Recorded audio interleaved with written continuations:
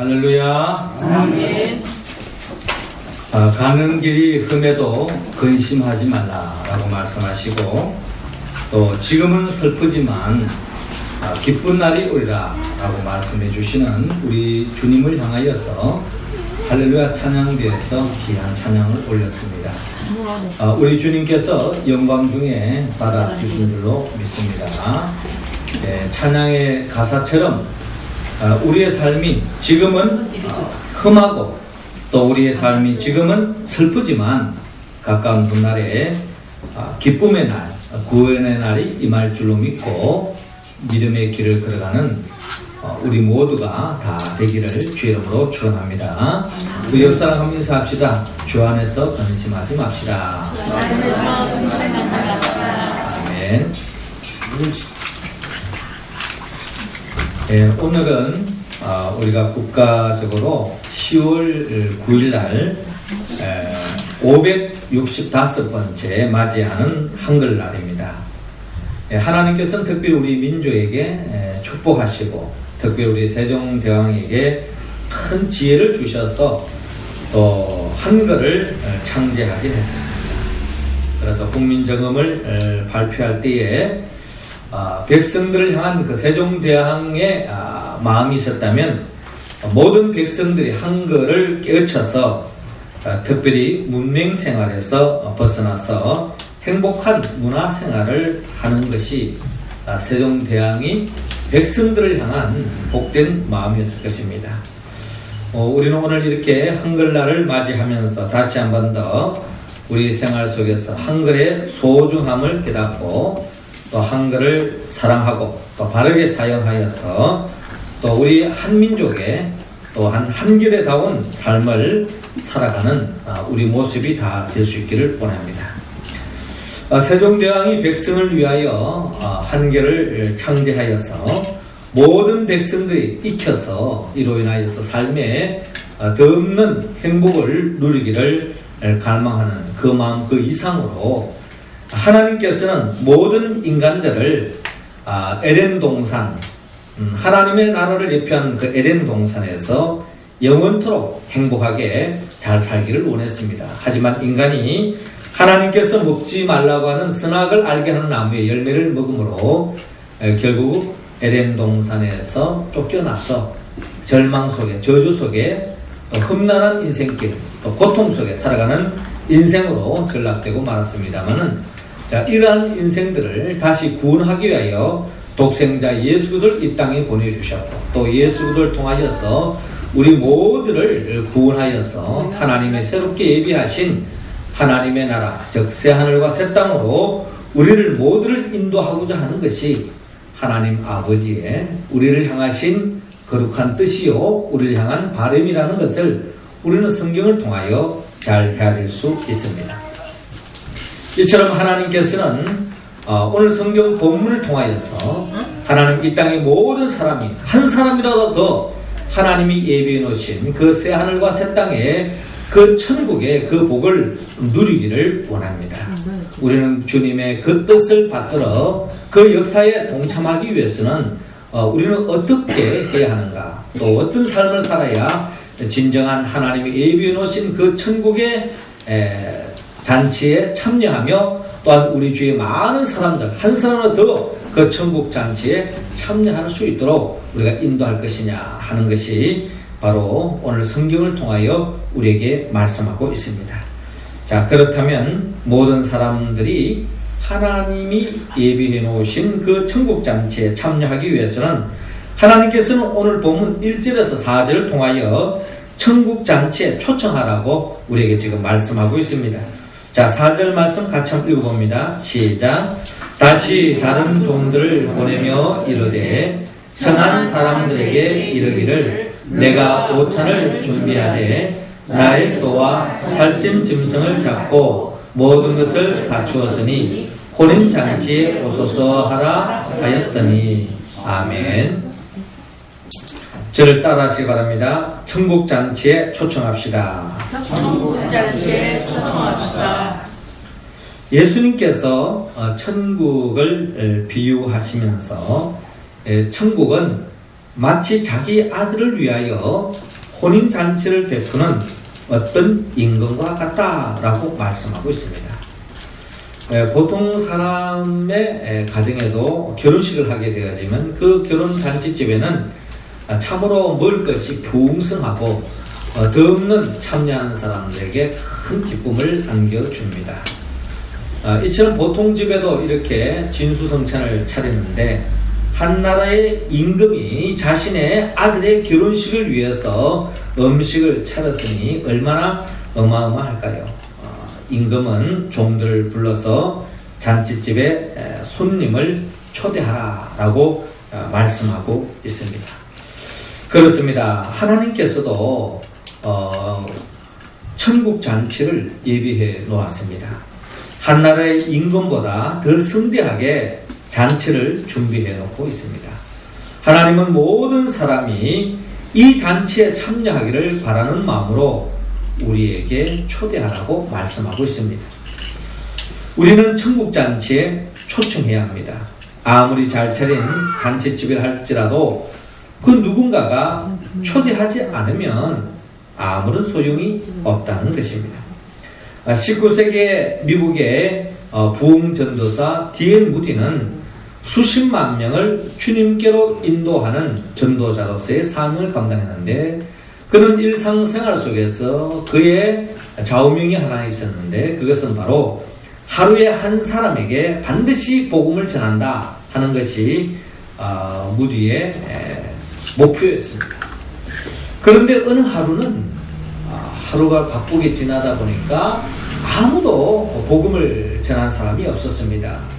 그래서 그날 밤에 잠자리에 들려고 했지만은 자기가 평소에 하나님 앞에 서약하고 맹세한 바가 있어서 오늘 내가 이렇게 전도하지 못했는데 잠을 이룰 수가 없는 거예요. 그래서 잠자리에 그냥 일어나서 밤중에 다니면서 전도 대상자를 찾게 되었습니다. 근데 마침 한 사람을 만나게 되었습니다. 그래서 그 사람을 만나서 그 사람이 뭐 받아들이고 안 받아들이는 또 그 사람 몫이고 또 자기 해야 할 바는 전도를 해야 되겠다 싶어가지고 그 사람에게 예수님을 아십니까?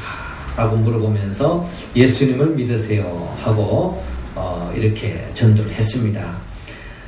그 사람을 믿도록 이렇게 초청을 했죠. 그러나 그 사람은 예수라는 말을 듣자마자 화부터 벌컥 내면서 돌아가는 것이었습니다. 그러던 어느 날 무디 집에 누군가 문을 두드리는 소리가 들렸습니다. 나가서 문을 열어보았더니 예전에 그 사람이었습니다. 예수의 이야기를 꺼내자마자 화를 벌컥 내고 또 자기에게 아주 핀잔을 주었던 그 사람을 자기 집으로 찾아왔던 것입니다. 그러면서 그가 고백하기를 그날 밤 예수님을 아느냐 하는 말에 크게 화를 냈으나 그로부터 그 말이 내내 귓전에서 떠나지 않아서 자기 자신이 예수님을 믿기로 결단했다고 이렇게 하면서 무디 집에 찾아와서 감사하는 마음을 표현했다고 합니다. 그렇습니다. 우리는 천국 잔치에 초청해야 할 사명을 받았습니다. 우리는 때를 얻든지 못 얻든지 전도를 해야 합니다. 어떨 때는 강한 거절도 속에서 절망할 수도 있습니다. 그러나 언젠가는 응답하는 사람이 생긴다는 사실을 기억해야 합니다.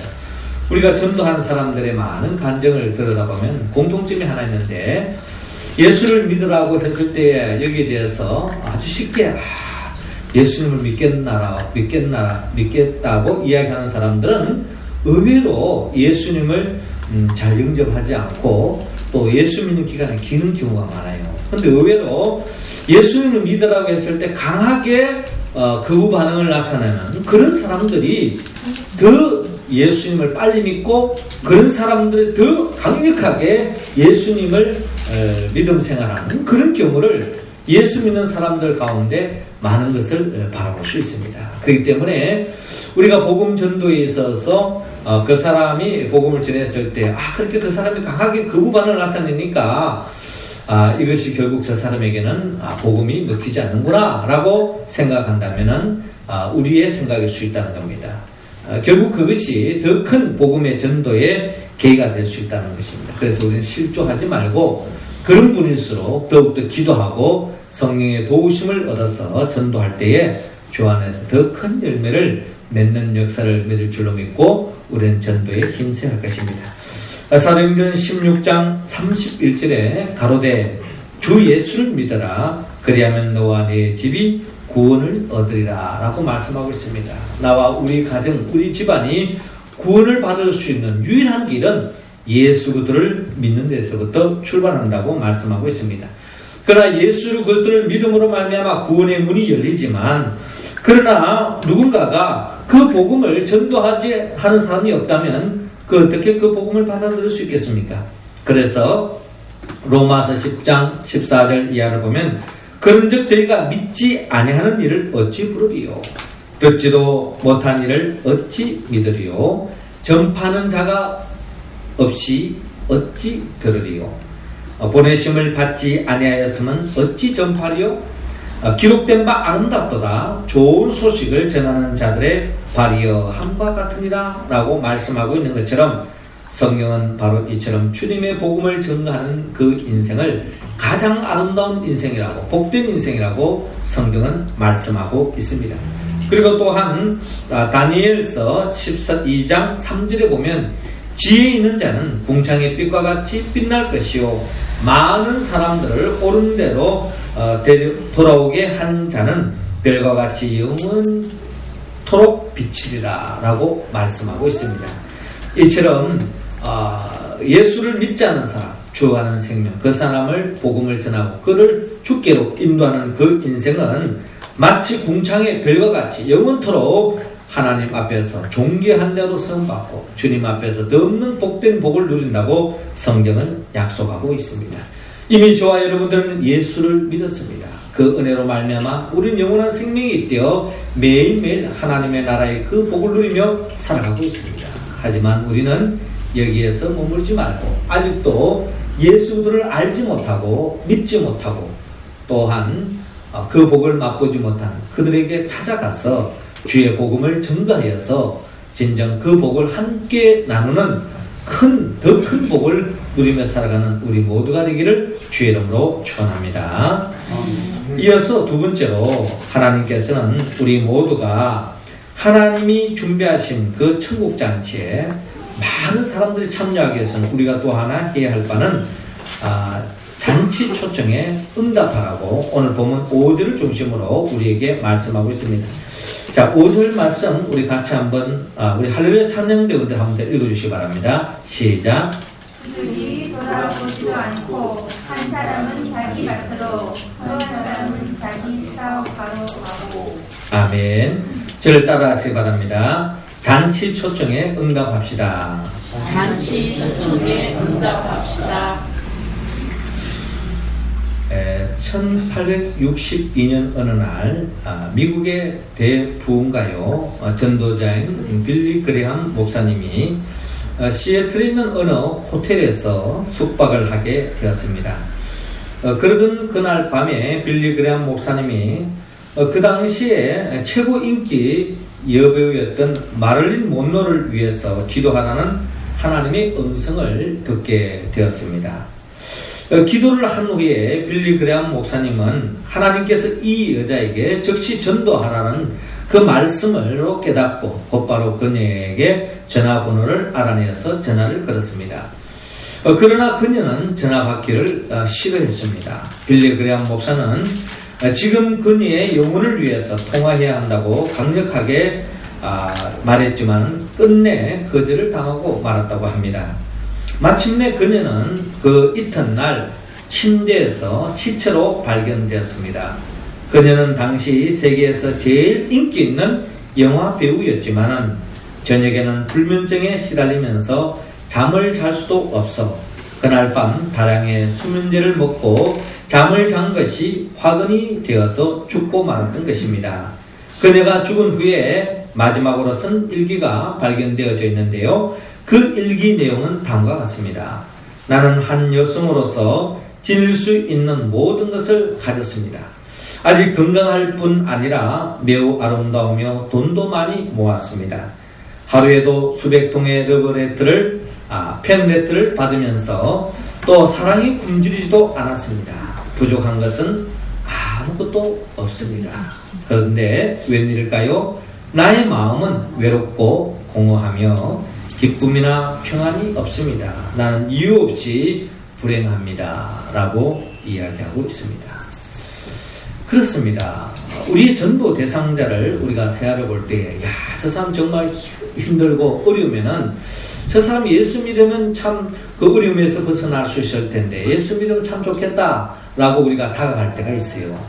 그런 경우는 우리가 겉으로 드러나 있는 현상 속에서 우리의 전도 대상자를 삼을 때가 있는데, 그런데 의외로 오늘날 이 현대인들 중에는 특별히 모든 사람들 보기에 조금도 부족함이 없어 보이고 모든 것이 완벽하고, 저 사람은 경제적으로 저렇게 풍요를 누리고 또 저렇게 물질적인 풍요를 누리고 또 사회적으로 저 정도의 위치가 되어지면 남부럽지 않게 살 것이다 라고 생각하는 그런 사람들이 더 우울증에 빠져 있고 더 영적으로 더 궁핍한 사람들이 많이 있다는 겁니다. 그렇기 때문에 우리 주위에서 정말 어려움에 처해있는 그들에게 복음 전도하는 것도 중요하지만은 정말 우리가 보기에도 저 사람은 남부를 것이 없다라고 생각하는 그 사람 또한 우리의 전도 대상자로 삼고 그 영혼을 붙잡고 우리가 기도하는 그런 마음을 가져야 할 것입니다. 물론 그런 중에는 또한 예수를 영접하는 사람도 있고 영접하지 않는 사람도 있지만 오늘 이처럼 말하는 못놀처럼 주 예수를 영접하지 않음으로 말미암아 결국 죽음에 이르고 마치 그 영혼은 결국 영원한 영분에 떨어질 수밖에 없는 그런 불행을 봅니다마는 사실 우리가 전도하다 보면은 그런 사람들을 참 많이 봅니다. 오늘 성경 본문에도 이 천국잔치에 초대를 했지만은 사실 많은 사람들이 이 초대에 응하지 않았습니다. 오늘 본문 5절 이하로 보면 그들이 돌아보지도 않고 한 사람은 자기 밭으로 한 사람은 자기 사업하러 가고 그 남은 자들은 종들을 잡아 모욕하고 죽이니라고 기록되어 있는 것처럼 사실 우리의 전도의 현장이 얼마나 힘든가 하는 것을 오늘 성경은 우리에게 미리 보여주고 있습니다. 우리가 전도를 해보십시오. 하나님께서 그렇게 좋은 천국잔치를 이렇게 예비해 놓았음에도 불구하고 그저 참여하기만 하면 그 잔치의 복을 누리고 또한 행복을 누릴 수 있음에도 불구하고 사람들은 한 사람은 어떻게 대답합니까? 나는 밭에 일하러 가야 됩니다 하고 그 잔치에 응하지 않습니다. 또 한 사람은 자기 사업하러 간다고 이야기하면서 그 하나님의 초청에 응답하지 않습니다. 이처럼 이 임금님의 이 잔치에 다 각자 자기 볼일이 있어서 제갈 길로 가는 것처럼 오늘날 이 시대에 모든 사람들은 다 복음 전도하러 가까이 다가가 보면 이런 현상들이 비일비재하게 나타납니다. 제가 지금 바쁜데요. 다음에 여유 있으면 내가 예수 믿겠습니다. 지금 내가 할 일이 많습니다. 나는 예수 믿을 시간이 없습니다. 또 자기 일이 바빠서 주님의 초청에 응답하지 않는 경우가 참 많이 있습니다. 결국 그런 사람들은 어쩔 수 없구나. 참 우리가 그냥 잔치집에 한번 참여하지 못해서 그냥 그 맛있는 음식을 먹을 수 있는 그 기회를 놓쳤구나. 이런 차원이 아닙니다. 오늘 주님이 이렇게 이야기하시는 것은 결국 하나님의 잔치에 참여하지 않았을 때, 그 부름에 응답하지 않았을 때에 그것은 그저 혼인잔치에 참여하지 않는 수준이 아니라 영원한 영벌로 하나님의 심판에 임할 수밖에 없다는 것을 성경은 말씀하고 있습니다. 이것이 바로 영적인 현상입니다. 자, 이처럼 하나님의 부름에 응답하지 않는 사람들이 존재하는 것처럼 사실 이것은 하나님의 잔치뿐만 아니라 하나님의 나라의 일꾼도 마찬가지입니다. 하나님의 나라의 일꾼은 하나님 모든 사람에게 다 열려져 있습니다. 그러나 그 부름에 응답하는 사람이 있는가 하면 자기 나름대로 자기 일이 바빠서 자기 생각에 빠져가지고 그것을 거절하는 사람들이 있어요. 참으로 제가 보기에는 그런 사람들은 불행한 사람입니다. 하나님이 부르실 때는 나름대로 이유가 있잖아요. 그 부름에 응답하지 않을 때에 결국 하나님 앞에서 하나님이 심판에 임할 수밖에 없습니다. 그렇기 때문에 우리는 마치 믿지 않는 사람들이 그 초청에 응답해야 되는 것처럼 우리가 하나님의 나라의 일꾼으로서 매일매일 살기 위해서는 하나님의 부르심에 응답할 때에 하나님이 예비해 놓으신 복을 누릴 수 있습니다. 그것을 누리지 않음으로 끝나는 차원이 아니라 하나님의 심판이 있다는 것을 오늘 성경은 우리에게 명백하게 말씀하고 있습니다. 하나님의 나라를 일꾼으로 부름을 받았는데 거절했을 때의 거절 차원이 아닙니다. 여러분 오늘 이 성경에도 보다시피 그 초청하는 자에게 거절하는 차원이 아니라 그 초청하는 자를 잡아가지고 모욕을 주고 죽이는 역사까지 납니다. 살인죄까지 나가버려요. 엄청난 하나님의 심판의 대상이 되는 겁니다. 그러므로 우리는 영적으로 이런 어둠의 영, 마귀의 계략에 넘어가지 말고 철저히 그때그때마다 하나님의 그 부르심에 자꾸 빼고 미루지 말고 그 부름에 응답하여서 하나님이 예비해 놓으신 그 축복에 참여하는 우리 모습이 될 수 있기를 원합니다. 오늘 본문 7절부터를 보면요, 아주 심각하게 이야기합니다. 임금이 노하여 군대를 보내어 그 살인자들을 진멸하고 그 동네를 불사르고 이에 종들에게 이르되 혼인잔치는 준비되었으나 청한 사람들은 합당하지 아니하니라고 기록되고 있습니다. 자, 이 말씀 보면은 하나님의 마음을 우리가 읽기가 참 헤아리기가 힘듭니다. 잔치집에 초청했는데 오기 싫어서 자기 바빠서 안 오면 뭐 그 정도로 놔두지. 뭐 그걸로 인해 가지고 임금이 노해가지고 군대까지 동원을 해가지고 그 살인자들을 진멸하고 심지어 그 동네를 갖다가 불 지르기까지 할 정도로 그렇게 가서 할 필요가 뭐 있느냐. 자기 싫어서 안 오겠다 그러는데 그거 이해해주면 되는 거고. 그럼 많은 거지. 무슨 임금이 이렇게까지 잔인하냐라고 이야기할 수 있습니다. 그럼에도 불구하고 영적인 눈으로 보면 이것이 우리 현실입니다. 하나님은 분명합니다. 우리가 하나님의 부름에 초청하지 않았을 때에 하나님의 이와 같은 엄청난 심판이 임한다는 것을 우리는 생각해야 합니다. 그렇게 우리가 영적 수준이 낮을 때는 이런 심판이 힘들어서, 이런 심판이 무서워서 응답하는 수준이 있습니다. 그래서 성경에 보면은, 구약 성경에 보면은 하나님 말 들으지 않으면 엄청난 징벌과 심판이 막 내리잖아요. 그럼 구약 성경에 보면 이스라엘 백성들이 하나님의 그 명령에 즐거운 마음으로 응답한 것이 아니라 안 하면 벌 받는구나 하는 차원에서 응답합니다. 그런데 신약 시대는요, 그렇지 않습니다. 신약 시대는 부르심에 응답하지 않는다고 해서 막 하나님이 그냥 막 이렇게 군대를 일으켜 가지고 진멸시키고 동네에 그냥 불을 사르는, 그렇게 하지 않습니다. 신약 시대는 자발적으로 하기를 원하고 있습니다. 성령의 도우심으로 자발적으로 할 때에 하나님은 역사하십니다. 또 하나님은 그런 사람을 통하여 하나님 나라를 일구 가기를 원하시고 하나님을 확장하기를 원합니다. 저와 여러분들은 하나님의 부르심에 응답함으로 예수를 믿었던 것처럼 우리의 삶의 자리에서 하나님의 일꾼으로 우리가 부를 때에 그 부름에 응답하여서 우리 가운데는 심판이 무서워서 어쩔 수 없이 응답하는 그런 영적 수준의 삶이 아니라 정말 하나님의 그 부르심에 즐거운 마음으로 응답하여서 화답하여서 하나님께 영광 돌리고 하나님이 예비해 놓으신 그 큰 축복을 받아 누리는 우리 교회 공동체, 주님 몸된 교회 성도들이 우리 모습이 다 될 수 있기를 주의 이름으로 축원합니다. 이어서 두 번째로 하나님께서는 이 땅의 모든 사람들이 진정 참된 하나님의 나라의 그 잔치의 복을 누리기 위해서는 오늘 본문 9절에서 14절을 통하여서 잔치 예복을 입고 가라고 우리에게 말씀하고 있습니다.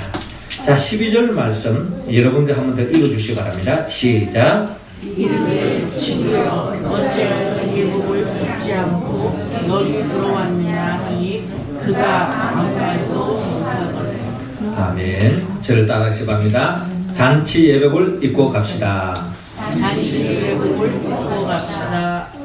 하나님께서 천국 잔치를 벌여놓고 모든 사람들을 초청하여 많은 사람들이 왔다고 할지라도 천국 잔치에 참여하기 위해서는 마지막으로 한 가지 갖춰야 할 것이 있는데 그것이 바로 예복입니다. 결혼식 할 때는 반드시 예복을 입고 합니다.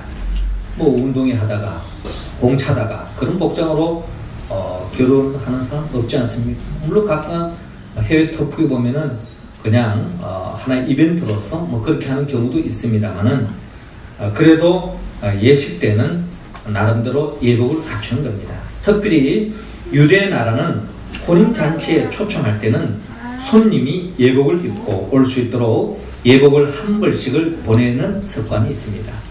특별히 본문의 혼인 잔치는 한 나라의 왕의 아들 결혼 잔치였기 때문에 어느 때보다도 예법에 엄격히 적용되는 자리입니다. 그런데 만일 주인이 보낸 예복을 입지 않고 참석하면 주인에 대한 무례가 아닐 수 없습니다. 더구나 이 예복은 잔치 손님들을 위하여서 왕이 하사한 것으로 이 예복을 입지 않았다는 것은 매우 무리한 일입니다. 결국 혼인잔치에 참여할 수 없습니다. 천국잔치도 하나님께 합당한 경외를 표시하는 합당한 예복을 입지 않는다면 절대로 들어갈 수 없는 곳입니다. 예복을 입지 않고 들어간다면 그것은 하나님을 모독하는 일이기 때문입니다. 하나님의 잔치에 참여할 수 있는 사람은 선한 자나 악한 자나 구분이 없습니다. 하나님은 천국잔치에 이 사람이 얼마나 착한 사람이냐 또 얼마나 악한 사람이냐 이걸 기준으로 두지 않는다는 것입니다. 또한 얼마나 선한 사업을 많이 했느냐 또 심지어 얼마나 학벌이 있느냐 그 사람의 어떤 가문이 있느냐 뭐 말을 잘하느냐 기도를 잘하느냐 얼마나 헌신하느냐 사실 이런 것 주님이 따지지 않습니다. 주님이 따지는 것은 그것은 또 그렇다고 해서 저 사람이 어떤 고상한 도덕적이나 많은 선행을 했느냐 그걸 기준으로 하나님의 나라의 잔치에 참여하는 것이 아닙니다. 오직 하나님이 주신 예복을 입고 있느냐 아니느냐 이것을 합니다. 그러니까 그 혼인 잔치에 참여하는 것은 얼마나 착하냐 얼마나 좋은 일을 많이 했느냐 이런 사람이 천국에 들어가는 게 아니라는 거예요. 그것은 하나님이 주신 예복을 입어야 된다는 겁니다. 그것은 천국에 들어가는 것뿐만 아니라 하나님의 나라의 일꾼으로서 갖춰야 할 가장 중요한 요소 또한 그것은 그 사람이 얼마나 능력이 있느냐 사회적인 직분이 있느냐 지위가 있느냐 얼마나 학식이 있느냐 얼마나 그 사람이 건강하냐 이걸 논하지 않습니다. 단지 하나님이 주신 그 예복을 입고 있느냐 이것을 기준으로 산다는 것입니다. 그렇다면 주님이 주신 하나님이 주신 우리가 입어야 할 하나님의 나라의 일꾼으로 하나님 나라의 잔치에 참여하는 손님으로서 우리가 가져야 할 가장 중요한 예복은 바로 예수 그리스도입니다. 즉 예수 그리스도를 옷 입었냐 하는 것입니다. 예수 그리스도를 옷 입는다고 하는 것은 결국 예수 그리스도가 누구인가를 알고 있느냐는 거예요. 예수 그리스도를 누구인가를 바로 알고 고백하고 있느냐는 것입니다. 그렇다면 우리가 예수가 누구입니까? 예수는 우리가 늘 고백하는 바 말씀으로 천지 만물을 창조하신 분입니다.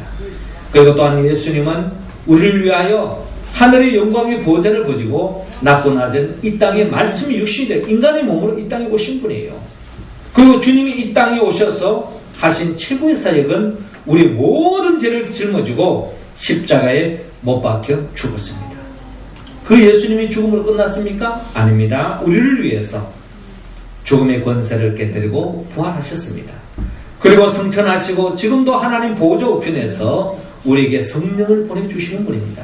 그 성령의 도움으로 말미암아 주님의 몸된 교회를 세우고 또 교회를 통하여 하나님의 나라를 맛보고 그 하나님의 나라를 확장하며 하나님께 영광 돌리는 그 백성들을 새하늘과 새 땅으로 인도하기 위하여 재림하여 오실 분 그분이 바로 예수 그리스도이십니다. 여러분 이러한 예수를 믿습니까? 이러한 예수를 고백합니까? 그렇다면 그런 예수를 알고 고백한다면 그 사람은 이미 하나님이 주신 예복을 입은 자로서 하나님의 나라의 잔치에 참여할 수 있고 하나님의 나라의 일꾼으로 부름을 받을 수 있습니다. 우리 모두는 예수 그리스도의 예복을 입고 나아가서 오늘 성경에 말씀하는 것처럼 하나님의 절대 가능한 모든 인간들이 하나님이 예비해 놓으신 그 천국 잔치에 참여해서 새하늘과 새 땅의 그 복을 누리기를 원합니다. 그러기 위해서 우리 모두는 천국 잔치에 초청하는 데 전도하는 데 앞장서고 또 그 초청에 응답하는 우리 자신이 될 뿐만 아니라 그리고 잔치 예복으로서 예수를 입고 나아가서 정말 하나님의 나라의 그 잔치에 참여하고 또한 그 하나님 나라의 일꾼으로서 매일매일 복을 누리며 살아가는 우리 모두가 되기를 주의 이름으로 축원합니다. 기도드리겠습니다. 생명의 영 보혜사 성령님이시여 주님께서 천국 잔치를 준비해 두시고 모두가 천국 잔치의 기쁨을 누리기를 원하시는 주님을 생각할 때 진실로 감사를 드립니다. 이 시간 우리 모두에게 초청의 영으로 충만히 채워 주옵소서. 우리 모두가 천국을 모르는 자에게 천국 잔치에 초청하게 하시고 모든 사람이 잔치 초청에 응답하는 역사가 일어나게 하시고 잔치 예복으로서 예수 그리스도를 믿음으로 하나님께 영광 돌리고 모든 사람이 천국 잔치에 참여할 수 있도록 역사하여 주옵소서. 예수님의 이름으로 기도드리옵나이다. 아멘.